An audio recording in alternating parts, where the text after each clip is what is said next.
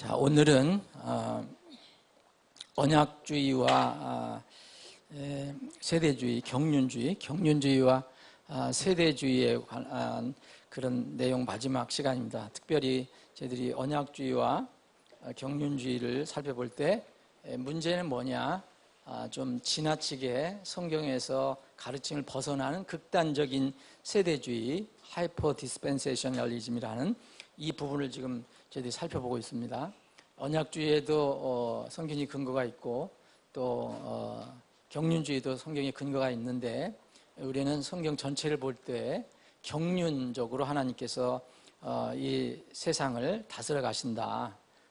그걸 이제 세대주의라고 표현하는데, 세대주의라는 말은 성경에 없어요. 그래서 저는 개인적으로 경륜주의라는 용어를 더 선호한다고 말씀드렸습니다. 이 경륜주의가 우리가 믿는 바지만, 이 지나치게 이렇게 하나님 말씀을 세대별로 쪼개서 성경의 가르침에 벗어난 그런 부분이 있어요. 그것을 바로 이제 우리가 흔히 극단적인 세대주의라고 봅니다. 그래서 그 부분에 이제 저희들이 지난주까지 살펴봤는데, 오늘은 그 부분, 그 극단적인 세대주의 교리 중에서 가장 우리가 주의해야 될 걸 오늘 마지막으로 살펴봅니다. 그것이 바로 뭐냐면, 이 신앙에서 가장 중요한 것이 뭐냐면 구원입니다. 거듭남이잖아요. 이 거듭나지 않으면은 구원을 받지 못하면 사실 아무 소용이 없는 거예요. 자기가 몇십 년을 애써서 수고하고 교회를 다니고 직분을 가지고 헌금을 하고 새벽 기도를 하고 무슨 봉사를 해도 거듭나지 않으면 소용이 없어요. 거듭나지 않으면 하늘에 갈 수가 없기 때문에. 지옥에 가는 사람은 똑같아요. 믿지 않아서 가지만은 거기에는 불신자, 아주 숫제 불신자, 진화론자, 하나님을 대적하는, 하나님을 아주 무시하고 없다고 생각하는 사람들, 이런 사람도 있지만, 하나님이 있다고 했던 사람, 나름대로 하나님 믿었다고 하는데 종교 생활에 끝나고 거듭나지 못한 사람도 거기에 있습니다. 성경을 보면 분명히 되어 있어요. 그래서 물과 성령으로 두 번 태어나지 않으면 하나님 나라를 볼 수도 없고 들어갈 수도 없다 그랬어요. 이게 아주 가장 중요한 것입니다. 아주 기본적인 거예요. 그래서 우리는 반드시 거듭나야 되고 우리 이름이 하늘에 기록되어야 된다는 거예요. 그거는 신비스러운 방법으로 되는 게 아니고, 바로 우리가 순수하게 우리 마음에 겸손한 마음으로 예수 그리스도께서 나의 모든 죄를 용서해 주셨다, 내가 죄인이라는 거, 이것을 알고 죄의 삭이 얼마나 무서우냐, 이것을 알고 오직 그 죄의 삭은 오직 예수 그리스도만 처리해 주신다. 그래서 오직 그분의 길이다, 그분만이 유일한 길이다. 내가 곧 길이요 진리요 생명이니 나를 통하지 않고서는 아버지께로 올 자가 없느니라. 그러니까 그분만 유일한 길이다. 이것을 진실로 믿고 그분을 받아들인 사람은 다 구원을 받는 것입니다. 그게 어린아이든 어른이든 간에. 그런데 이런 구원을 받지 못하면은 참 무슨 생활을 하든지 신앙생활을 어떻게 하든지 사실 다 허무한 거죠. 나중에 다 그렇게 끝나게 됩니다, 여러분. 그래서 구원의 방법은, 구원의 길은 무척 중요한 거예요. 왜 극단적인 세대주의를 우리가 굉장히 주의해야 되냐면, 구원의 방법에 관해서 다른 이견을 내기 때문에 그래요. 그래서 그게 무섭다는 거죠. 그래서 이렇게 주장하는 사람들은 본인은 절대 이 땅에서 환난을 안 받는다 생각하는 사람들, 그리고 이렇게 생각하는 사람들은 하나님의 하나님 되심과 사람의 사람됨을 자꾸 혼동시키는 거예요. 하나님의 하나님 되심과 사람의 사람됨이 뭐냐면, 이건 어느 시대에든 창세 때부터 마지막 영원의 시대까지 변함이 없는 거예요. 창조주 하나님은 딱 한 분이시고, 그리고 피조물은 영원한 피조물입니다. 그 피조물이, 우리 사람 피조물이 하나님의 은혜로 하나님의 자녀가 되는 것, 그런 다음 단계지만, 사람은 여전히 사람이라는 거예요.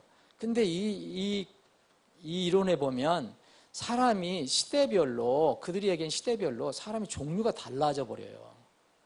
무슨 얘기냐면, 어떤 때는 은혜로 받고 어떤 때는 행위를 더해서 받고, 어느 때는 은혜, 믿음 플러스 행위가 되고, 어느 때는 순전히 행위로만 구원받고.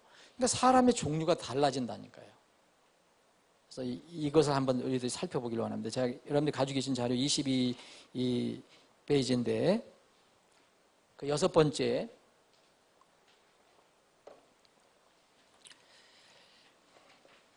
정말 이거는 거짓된 복음입니다. 정말 여러분들이 주의해야 돼요. 근데 이런 사람들이 킹제임스 성경 진영 안에도 많이 있어요. 소위 얘기하면 킹제임스 성경 주장한다 하면서. 믿는 거는 자유예요. 그들이 그렇게 믿든 자유인데 다른 사람들에게 어려움을 주고 혼란을 끼치는 것은 정말 잘못된 것이죠. 이 주장하는 게 뭐냐, 뭐 침례야 주님의 만찬 이거 교회를 위한 것이 아니다, 이런 것까지도 우리가 정말 참으려면 참을 수 있어요. 그렇게 안 한다는 거 어떻게 얘기할 수 있습니까? 뭐 침례 안 하고 만찬 안 한다고 해서 뭐 구원에 변함이 있는 것은 아니니까. 그런데 6번째는 각 시대별로 구원의 방법이 다르다 이렇게 주장하는 거예요. 각 시대별로. 여러분, 언약주의에서는 시대를 잘 안 따져요. 언약주의는 하나님의 계약과 하나님의 은혜 이렇게만 생각해요. 그러니까 아담과 계약을 맺었는데 아담이 계약을 파기했잖아요.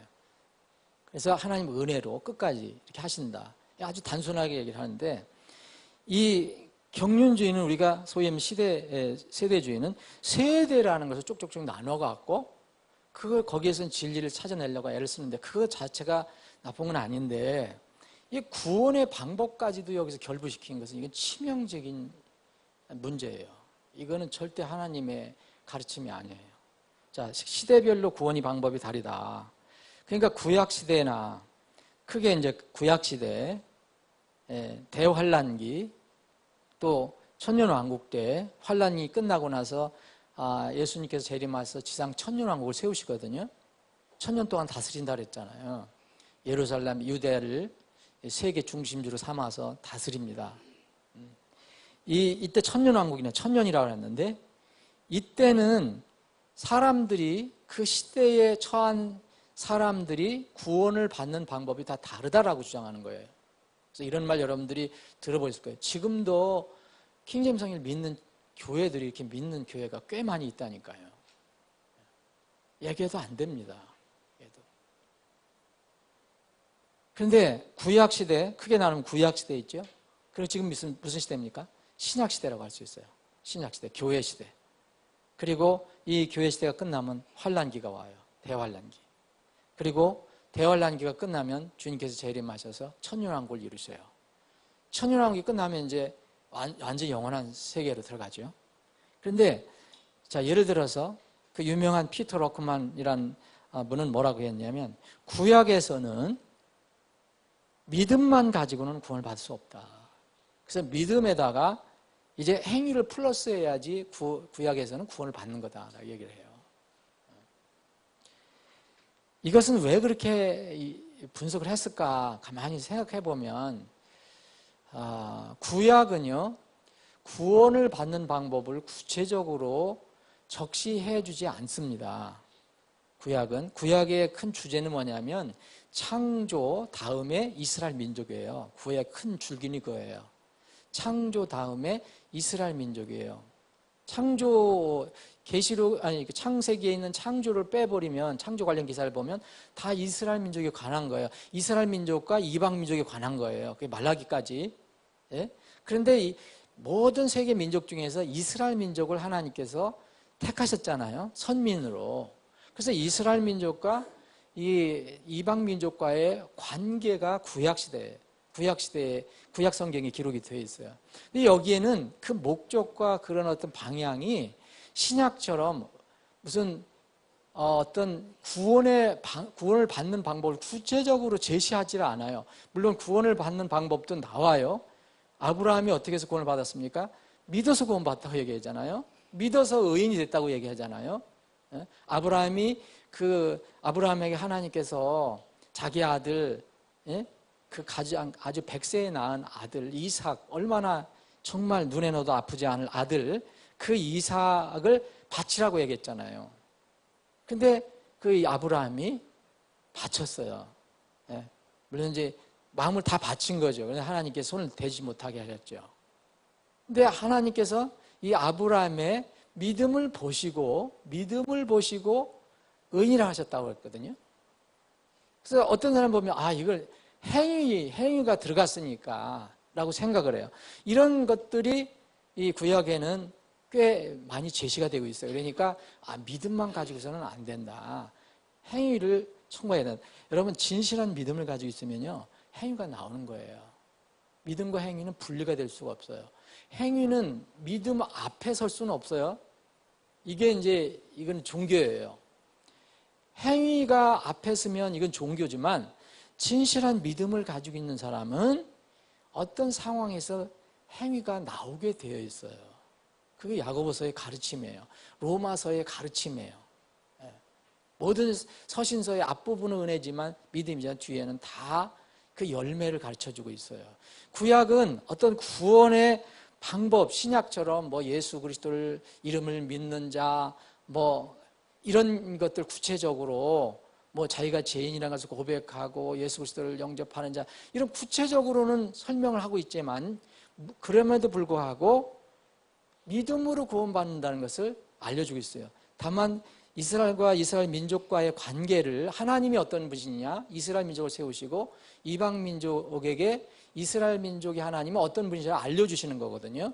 그런 관점에서 구약 성경이 기록이 되어 있어요. 그러니까 거기는 신약에 있는 것처럼 구체적으로 구원받는 방법을 제시하지 않는다. 그럼에도 불구하고 구원은 은혜로 믿음을 구원받는다는 것을 분명히 알려주고 있어요. 이런 것 때문에 이 지나치게 극단적인 세대주의를 주장하는 분들은 구약에서는 믿음만 가지고는 안 된다. 거기다가 행위를 더해야 된다라고 강조를 합니다. 그래서 우리가 구약 시대에 해당되는 사람이라면 믿음만 가지고는 안 돼요. 이들 말에 의하면. 그런데 우리는 구약 시대가 아니니까 우리는 행위가 필요 없다는 얘기를 하는 거죠.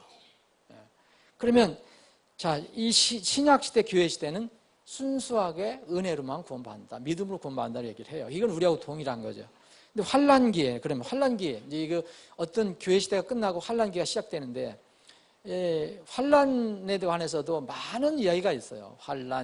환란을 그리스도인들이 받는다는 것을 환란 후 휴거설이라고, 환란을 받지 않는 환란 전 휴거설이라고, 환란을 어느 정도 받다가 결정적인 하나님의 진노가 일어날 땐 이 들림받는다는 환란 중휴거설도 있고, 다양한 이론이 있지만 이 믿음에서 뭐냐면, 환란기에는 믿음 외에 십계명 등 율법을 철저히 준수하거나 자선 행위를 하거나 십자가를 지고 가는 일, 그리고 환란을 끝까지 견디야만 구원을 받는다, 이렇게 얘기해요. 여기도 믿음 플러스 행위입니다.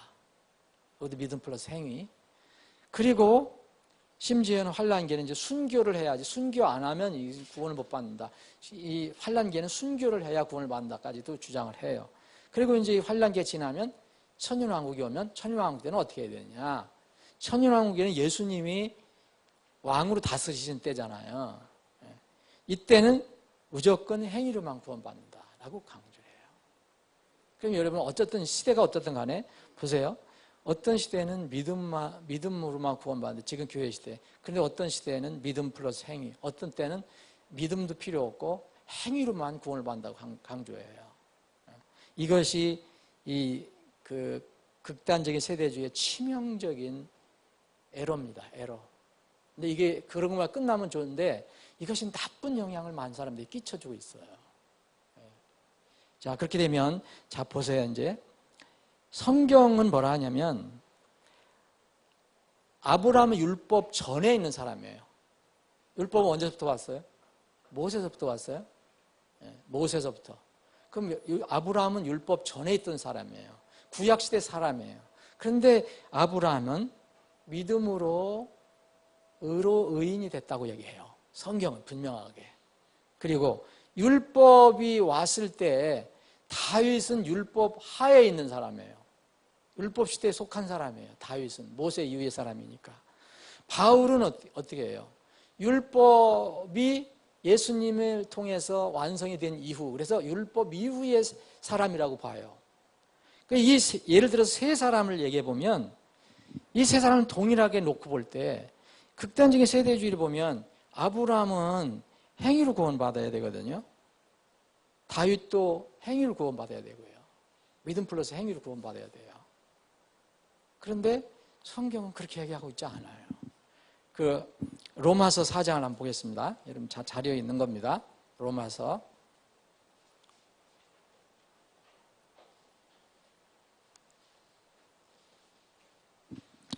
4장 1절입니다. 그러면 육체에 관한 한 우리 조상인 아브라함이 무엇을 얻었다고 우리가 말하리요? 만일 아브라함이 행위로 의롭게 되었으면 그 일에 대하여 자랑할 것이 그에게 있으려니와 하나님 앞에서는 없느니라. 이게 무슨 얘기예요? 아브라함이 행위로 의인됐다고 얘기하는 게 아니라는 거죠. 성경은. 성경 기록이 무엇라고 말하느냐? 아브라함이 하나님을 믿음에 그것을 그에게 의로 여기셨다. 이게 창세기 15장 6절에 있는 말씀이에요. 창세기 15장 6절에 있는 말씀. 아브라함이 하나님을 믿음에 그것을 그에게 의로 여기셨느니라 하느니라. 이제 일하는 자는 품삯을 은혜로 여기지 아니하고 빚으로 여기거니와 일을 하지 아니할지라도 경건치 아니한 자를 우리 같은 죄인을 의롭다 하시느니 하나님께서 구속사역을 다 준비해 놓으셔서 예수 그리스도를 통해서 우리를 보시지 않고 예수 그리스도를 통해서 우리를 보시는 우리 경건치 아니한 자를 의롭다 하시는 이는 하나님이시거든요. 이분을 믿는 자에게는 그의 믿음을 의로 여기시느니라. 자, 의가 어디요? 행위로 오는 거예요? 믿음으로 옵니까? 믿음으로 온다 그랬잖아요. 이게 지금 누굴 얘기하는 겁니까? 아브라함을 얘기하는 거예요. 자, 그러니까 또 다윗도 얘기를 하거든요. 이것은 또한 다윗이 행위가 없어도 하나님께서 의를 인정하시는 사람의 복됨에 관해 묘사하여 이르되 자기 불법들을 용서받고 자기 죄들이 가려진 자들은 복이 있으며 주께서 죄를 인정하지 아니하실 사람은 복이 있도다 함과 같으니라. 시편 32편에 보면 이 비슷한 말씀이 있어요. 다윗은 그렇게 자기가 뭐 하나님께 잘나서 나간 게 아니라 하나님께서 나를 긍휼히 여겨주시고 내가 죄인을 인정하고 주님 앞에 나가니까 이게 용서해 주셨구나, 이것을 인정했어요. 자, 아브라함을 했죠? 다윗 그래요. 근데 이것을 쓴 사람은 누구예요? 사도 바울이에요. 그러면 세 사람이 보세요. 그 율법 전에 있었던 사람, 구약시대 사람이지만 아브라함, 율법 하에 있었던 다윗, 그리고 율법 후에 있었던 이 바울, 구원받는 방법 똑같아요? 달라요? 똑같습니다. 구원받는 방법 똑같아요. 구약은 다시 말씀드리지만 신약처럼 구원의, 개인 영혼 구원에 관해서 구체적으로 설명을 안 해놓은 것이 이 차이지만, 거기는 왜 그러냐, 목적이 뭐냐, 창조하고 이스라엘 민족과 이방 민족의 관계를 얘기하는 거거든요. 하나님 중간에 계시고. 그렇기 때문에 그런 차이가 있는 것이지 구원의 방법이 다르다고 거기서 뽑아내면 안 된단 말이에요. 이런 걸 하는 사람은 사실 머리가 좋은 사람들이거든요. 이렇게 머리가 좋아서 도가 넘으면요 이상한 교리를 자꾸 만들어내요. 여러분 회심해서 어린아이와 같이 되지 않으면 하늘에 못 들어간다 그랬어요. 이게 무슨 얘기냐면, 회심하면요 정말 진실로 믿으면 사람이 순수해져요. 그런데 회심했다고 하는데 자꾸 이상한 교리 만들어 놓고 마음이 사악해지고 남을 해롭게 하고 공격하고 이런 사람들은 정말 어린이와 같은 마음이 아니라고 볼 수 있어요. 예수님 분명히 했잖아요. 어린아이와 같이 회심하여 어린아이와 같이 되지 않으면 하늘의 왕국에 들어가지 못하느니라.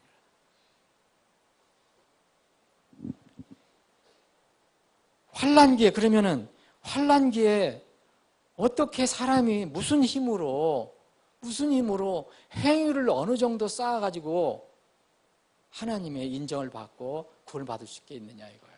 거기도 여전히 우리가 사는 지금 환경과 완전히 다르지만, 지금 우리가 굉장히 평안한 시대이지만 환난기는 환경이 너무 악하죠. 너무 악하고 믿음을 주장하려다 보면 핍박을 받거나 잘못하면 목숨까지 잃을 수 있는 상황이 환난기예요. 앞으로 이 세상이 온다고 그랬잖아요.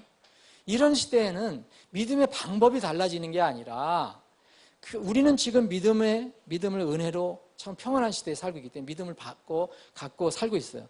근데 만약 우리가 환난기에 있으면 환란기 들어가면 우리가 믿음 플러스 행위가 필요한 게 아니라 진실한 믿음을 가지고 있으면 그 믿음에서 행위가 나온단 말입니다, 여러분. 이걸 아셔야 돼요. 믿음 가지고 있다가 그때 가면 또 행위를 하는 게 아니에요. 제자들이 이제 예수님을 통해서 12명의 제자들, 70명의 제자들을 예수님께 세우셔서 다 파송하셨어요.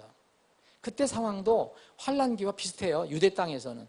예수님 이름을 얘기하면 뭐예요? 핍박받고 공격받고 유대인이나 이방인들에게. 예? 비슷했어요. 정도는 다를지 모르지만. 예? 그래서 이 사도들이나 이런 믿음의 사람들이 순교도 당하잖아요. 그 예수님의 이름으로 제자들이 나가요. 그럼 두려워하지 않겠어요? 여러분? 예수님 얘기하면 핍박 오고 공격하고 잘못하면 끌려가서 잡혀서 얻어맞거나 감옥에 가거나 또 잘못하면 죽을 수 있는데, 근데 그 제자들은요, 예수님께서 택하셨을 때 믿음을 주시고 믿음으로 택하신 것이지, 믿음을 가지고 택하신 것이지, 이 사람들이 무슨 행위를 잘 해갖고서 그걸 증명이 돼서 선택하신 게 아니에요. 하나님은, 예수님은 하나님이기 때문에 믿음이, 진실한 믿음이 들어가면 행위가 나오게 됐어요. 여러분 그거 걱정하시죠? 어떤 면을 보면. 그런 사람이 있어요. 저한테 질문해요. 그렇게 어려운 환란기가 오거나 핍박이 오면 제가 그걸 잘 지킬 수 있을까요? 이건 염려할 필요가 없는 거예요. 뭐만 걱정해야 되냐면 내 안에 진실로 성령께서 계시냐, 이것만 생각하시면 돼요. 내 안에 진실로 예수님이 계시느냐, 거하신다 그랬잖아요. 그게 중요한 거예요. 예? 그것만 있으면 결정적일 때 나는 예수님을 배반하거나 믿음을 배반하지 않아요. 어떻게 되느냐? 두려워도 내 입에서는 예수님 말이 나온다니까요. 제자들이 그랬어요. 정말 끌려가면, 관가에 끌려가서 내가 죽을 수도 있고 감옥에 갇힐 수 있는데 뭐라고 얘기합니까? 걱정할 필요 없다. 네가 걱정할 필요 없고 그때는 네 안에 계신 성령께서 내게 말해줄 것이다 그랬어요. 이 차에 여러분들, 이거 정말 중요한 거예요. 우리가 은혜로 아무 공로도 없이 진실한 마음으로 예수 그리스도를 나의 구주로 진실한 마음으로 받아들이고 그걸 믿는 사람이면 자기가 느끼든 안 느끼든 간에 성령님이 오신 것이고 성령님이 인쳐주셔서 우리는 영원히 변함이 없는 거예요. 근데 어떤 결정적인 때에 그런 믿음이 드러날 수가 있다는 거예요. 끝내 그것을 예수님을 거절한다, 이런 사람 처음에 안 받은 거예요. 이 원리를 잊으시면 안 됩니다. 그래서 환란기에도 무슨 끝까지 견디고 순교해서 되는 게 아니에요. 그러면 여러분 뭘로 되는 거예요? 행위로 되는 거 아니에요. 갈라디아서를 한번 보세요. 갈라디아서.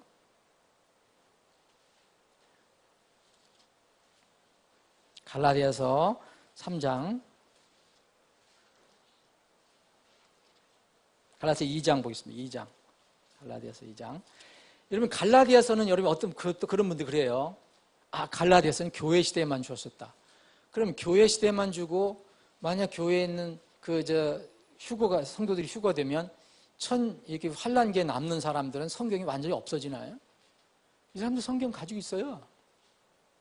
이 성경은 우리가 영원한 시대까지 들어갈 때까지 성경이 있는 거예요. 그래서 마지막 여기 계시록에 보면, 요한계시록 22장에 보면 어떻게 됐어요? 요한계시록 22장은 마지막 영원 시대가 시작되는 때까지 얘기하는 거예요. 거기 끝때까지도 뭐라고 성경은? 계속 초대를 하잖아요. 구원의 초대를 하잖아요. 예? 그래서 교회 안에서 계속 얘기를 하잖아요. 오라! 와서 목마른 자들은 와서 마시라라고 얘기하잖아요. 환란기에는 성경이 없어지는 게 아니고, 그럼 갈라디아서는 그러면 그때 없어지는가요? 갈라디아서 누굴 위해서 주셨어요? 지금 모든 사람들이 준 거예요. 환란기 시대든 어떤 사람들이든. 갈라디아서 2장을 보면, 2장 16절에 보면 사람이 율법의 행위로 의롭게 되지 아니하고, 분명히 돼 있잖아요. 사람이 율법의 행위로 의롭게 되지 아니하고 오직 예수 그리스도의 믿음으로 되는 줄 알므로. 이게 어느 시대에만 해당되는 거예요? 이 사람들이 얘기하는 그 교회 시대에만 해당된다는 거예요. 이런 말이 어디 있냐 이거예요. 이런 말이. 우리도 예수 그리스도를 믿었나니 이것은 우리가 율법의 행위가 아니라 그리스도의 믿음으로 의롭게 되고자 함이라. 율법의 행위들로는 어떤 육체도 의롭게 될 수 없느니라. 이 어떤 육체가 그러면 환난기에 있는 육체는 육체 아닌가요? 구약에 있는 육체는 육체 아닌가요? 그래서 우리가 경륜주의를 믿지만 성경에 벗어난 극단적인 경륜주의는 정말 주의해야 됩니다. 여러분. 이런 사람들은 그래서 이렇게 굉장히 뭐랄까요? 이 그리스도인이 이 땅에서 받는 고난과 환난, 당연히 믿음 때문에 의 때문에 받는 고난 이런 것을 인정을 안 하려고 그래요. 그래서 그런 게 오면 그냥 수용하려는 게 아니라 공격을 해서 싸우죠. 세상 사람들하고 똑같이 해요. 21절 내가 하나님의 은혜를 헛되게 하지 아니하노니 바울이 얘기하는 겁니다. 만일 의가 율법으로 말미암아온다면 그리스도께서 헛되이 죽었느니라. 왜 예수님께서 죽으셨어요? 우리가 행위가 필요하다면 예수님의 피 공로는 한 90% 나중에 완성이 되려면 우리가 행위로 10%를 채워야 된단 말이에요. 이게 참 말이 안 됩니다. 그럼 율법을 왜 주셨느냐? 율법을 왜 주신지 알잖아요, 여러분. 율법 왜 주셨습니까? 율법은요, 우리가 예수 그리스도가 필요한 사람이다. 하나님 은혜가 필요하다는 것을 철저히 깨닫게 하기 위해 주신 거예요. 율법을 지켜서는 지키면 지킬수록 어렵거든요. 그것으로는 완성을 못 하거든요. 갈라디아서 3장 10절 율법의 행위에 속한 자들은 다 저주 아래에 있나니 기록된 바 율법책에 기록된 모든 것을 행하기 위하여 항상 그것들 가운데 거하지 아니하는 자는 다 저주받은 자니라 하였느니라. 여러분 율법이 있어요. 최소한도 10계명 10개가 있어요. 이스라엘에게는 율법이 한 365가지가 된다고 하는데 그러면 이 수백 개가 되는 율법을 여러분들이 지켜요. 지키는 자체는 나쁜 게 아니죠. 그런데 지키다가 하나 걸려버려요. 300개를 지켰는데 마지막에 301 번째를 어겼어요. 그러면 하나님께 보실 때는 다 율법을 안 지킨 거예요. 그래서 율법으로다가 내가 하나님께 나가려는 사람들은 저주 아래 있다고 그러잖아요. 저주 아래. 그럼 율법은 뭐냐? 우리를 하나님께로 인도하는 인도자라는 거예요. 여러분 나 자신을 모르면 절대 예수님께 안 가요. 하나님께 안 가요. 필요가 없으니까. 아니 내가 다 완성을 하고 내가 옳고 내가 완전하고 내가 똑똑하고 내가 선한데 하나님 왜 필요해요? 24절을 보면 율법은 우리를 그리스도께로 인도하는 훈육 선생이니 그러니까 인도자라는 거예요. 잘 가르쳐서 율법이 우리를 잘 가르쳐서 하나님께로 인도하는 거예요. 이것은 우리가 믿음으로 의롭게 되게 하려 함이라. 율법으로 되는 게 아니라 율법을 통해서 우리가 믿음으로 되는구나를 알게 되는 거죠. 자, 이제 이거는 성경을 여러 가지 살펴볼 수 있지만 원리가 그렇습니다. 자, 그럼 우리가 예수님을 통해서 구원을 받잖아요. 근데 어떤 사람이 얘기해요. 지금 구약시대에 오신 분도 아니고 신약시대에 오신 분인데 지금부터 2000년 전에 골고다 언덕에서 죽으신 분인데 그럼 그전 구약시대 사람들은 어떻게 됐습니까? 구약시대 사람들은 어떻게 됐습니까? 예수님 없이 어떻게 믿었습니까? 그러니까 믿음 플러스 행위 아닙니까? 이렇게 얘기해요. 근데 예수님은 언제부터 계셨던 분이죠? 청원 때부터 계신 분이에요. 요한복음 1장 1절에 보면 처음에 태초에 말씀이 계시니 그랬잖아요. 구약에서는 그 예수님이 하늘에 계신 분으로만 나타나는 거예요. 성육신 안 하신 것뿐이에요. 그런데 2000년 전에 실제로 골고다에서 죽으셨지만 영원하신 하나님, 시간도 없으시고 끝도 없고 시작도 없으신 그분께는 시간이 없잖아요. 우리 머리 다 이해 안 되죠. 그분 시간이 없는 분이에요. 영원이에요. 근데 그분의 영원한 시점에서 예수 그리스도는 죽으셨다니까요. 그래서 그걸 표현하는 것이 요한계시록 13장 8절이에요. 창세 이후로 죽으신 하나님의 어린 양. 이거 여러분들 어떻게 이해를 할 거예요? 지금 2000년 전에 죽으셨잖아요.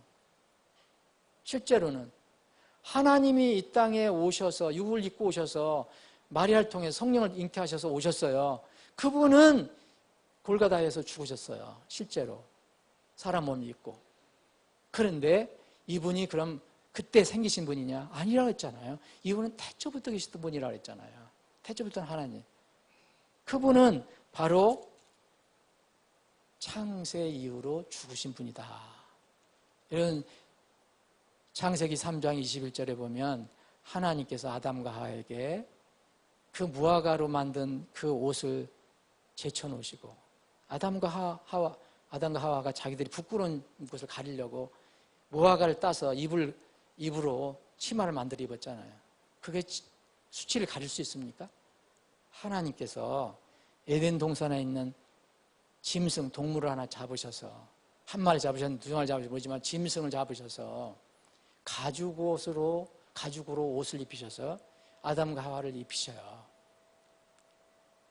이 누굽니까? 에덴 동산에서부터 벌써 죽으신 분이에요. 이게 예수 그리스도예요. 구약에는 이게 신약의 신비로 남아있는 거죠. 그러나 구약에도 예수님 나오시잖아요. 성육신 이전에 예수님이 천사의 몸으로 사람의 몸으로 나오셔요. 그런데 거기 보고 꼭 주라고 그래요. 주. 아브라함이 만났던 주, 롯이 만났던 주, 다 예수 그리스도입니다. 이분이 죽으셨다고 말씀하시잖아요. 그래서 이분이 죽으셨기 때문에 구약시대든 신약시대든 환란시대든 무슨 천여왕시대든 그분의 피가 기초가 되는 거예요. 알든 모르든. 그래서 아브라함은 그랬어요. 이 예수 그리스도를 바라보고 죽었다. 아브라함에 관련된 그 자료에 보면 예수 그리스도는 이름 자체가 안 나와요.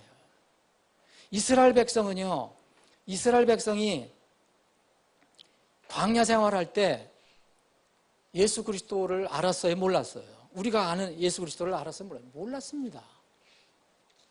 그런데 성경은 뭐라고 그래요? 그들은 그리스도를 따랐다고 얘기해요.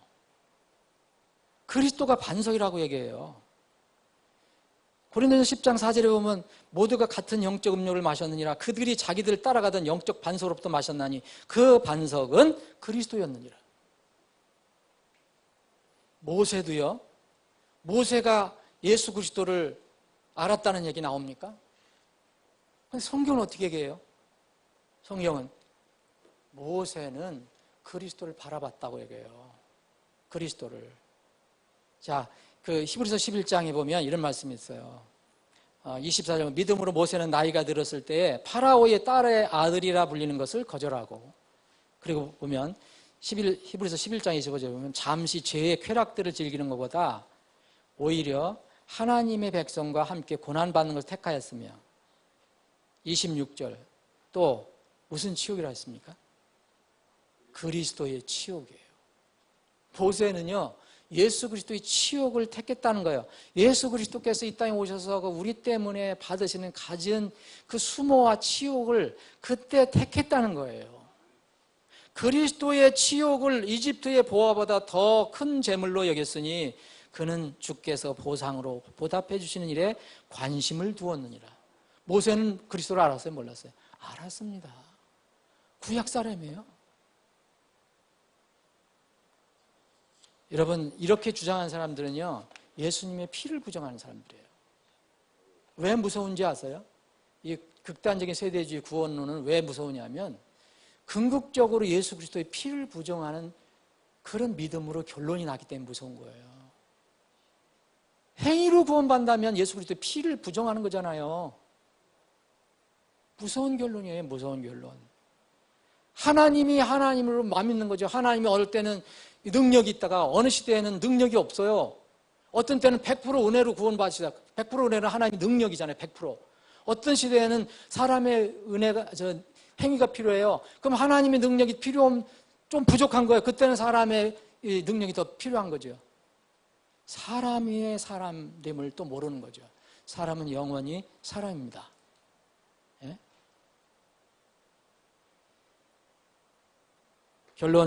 결론입니다. 여러분, 하나님의 긍휼과 은혜는요, 어느 시대나 어느 사람이나 누구에게나 절대적으로 필요한 거예요. 지금 이 시대에 더 필요합니다. 은혜 시대라고 하는데 하나님의 긍휼이 더 필요해요. 날마다 그래서 주님의 긍휼을 구하며 지금 사는 거예요. 그런 이유 때문에 구약 시대나 환란 시대나 신약 시대나 천년왕국 시대나 하나님을 찬양하고 하나님 감사하는 것이 거기서 나오는 거예요. 만약 내가 잘 돼서 내 행위가 들어가서 구원을 받았다면 하나님 찬양이 되겠어요? 온전히 나는 죽어 멸망받을 수밖에 없었던 존재였는데 예수님께서 나를 대신해서 죄를 다 처리해 주셨기 때문에 내가 하나님 앞에서 의인이 됐다. 이건 영원토록 찬양할 제목이 되는 거예요. 그래서 찬양할 이유가 있는 거예요. 언제나 환난을 받으나 고난을 받으나 어려움을 당하나 그런 하루가 되시기를 바랍니다. 자, 이 언약주의와 이 세대주의는 이것을 끝내고요. 다른 주제를 가지고 이제 공부를 할 건데 한 주 정도는 다른 주제를 보고 아마 9월 달부터는 이제 마지막 때 우리 주님을 오심을 기다리는데 성경에 예언이 많이 들어있는데 이 예언을 어떻게 해석하고 풀어갈 것이냐 이게 굉장히 중요하거든요. 잘못된 방향으로 풀면요 엉뚱한 결론이 나버려요. 그래서 그 부분을 여러분들과 함께 공부해 볼까 생각하고 있습니다. 여러분들도 기도해 주시기 바랍니다.